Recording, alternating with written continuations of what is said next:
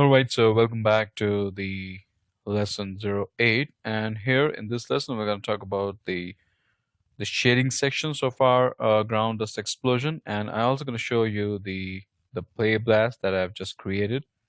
And moving forward, well, first of all, we'll need to fix that the radius pp of the particle attribute. So I've just I've changed it a bit up. Let's say 0.45 to maybe you could say 40.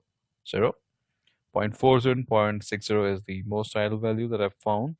And if we're going to play the timeline, you will going to see that the particles are now fair enough collecting the size and the mass, and it is now adding the overall depth, and you can say the aggressiveness to the explosions. The thing that I will like to fix that up is first the shading, obviously the look and feel of the reaction, because this looking more like a gasoline kind of explosion, which is surely the way I don't want. So what to do to fix that up? Okay, so first of all, we're gonna escape, put a pause to it. Okay, it's coming pretty cool, but I just need to fix the values of the shading.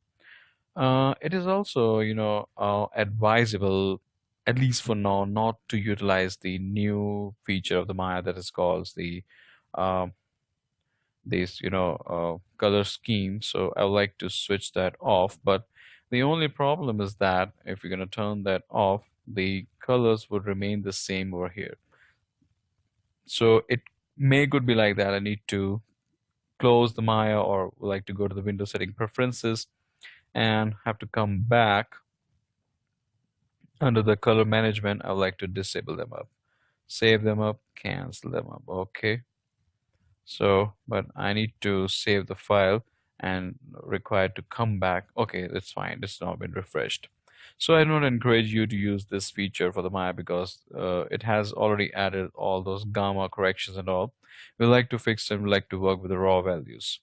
So coming forward to the first attribute of the shading, that is the transparency, which is extremely important. I would like to keep it 1. Okay. And there is no requirement for the drop off shade from the bottom side, so we can put that thing to 0.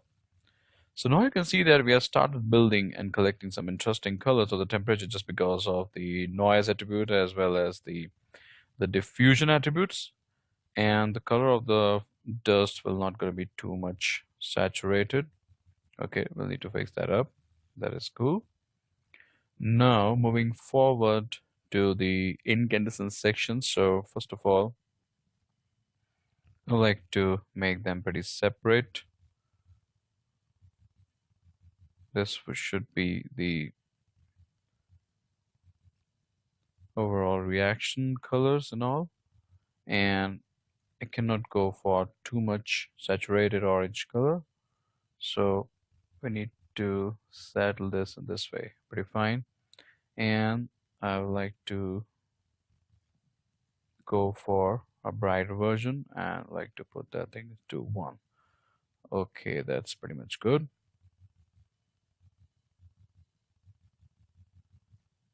And this yellow color is required some little bit more rest. Okay, this is pretty much fine. I think so. A little bit more brightness. It's been getting more dull.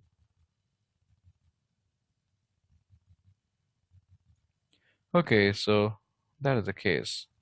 Pretty much happy with the overall look and feel and the colors. And we don't require to give it any, input bias, because otherwise it'll gonna take a lot of frames to come back to the original color of the dust, which is the brown color in our case. And I think so I may could go a little bit more towards this. And I want this thing to be pretty white. Okay, pretty much happy with the color theme. All right, now we would like to come back to our density graph. The overall look and feel is completely based upon the density, so we need to work upon that. I need to create one more interpolations, and the interpolation should be the spline, and it's also need to be based on the spline. And the first one also we like to paste on the spline. So that is pretty much okay. And we like to give the bias with 0.1. Okay, so we're gonna add a little bit more depth inside our reaction. So this is pretty much okay. And I like to come back here in another lesson where I would be focusing upon some rendering tips and tricks for you. Till now, we are good for the shading. Now, coming back to the shading quality, we like to change the render interpolator to the smooth because after taking the renders, some bad kind of, you can say, square pattern appears, as you can see over here. So, but with this sections, the smooth, they won't going to bother you much. Even they'll never gonna bother you. But the quality is too much for the explosion, so this will gonna eat up all the details. So I prefer you to go with the 0.25 instead of going for the 1 values. The self shadow attributes for the lighting is very important, so we'll never gonna utilize the ray trace shadow. They are very expensive and highly computational. The shadow opacity should be let's say 0.55 we're gonna work. Let's say gonna put to the 0.25 the brightness, the area under the shadows, and we're gonna change them to the brown color again.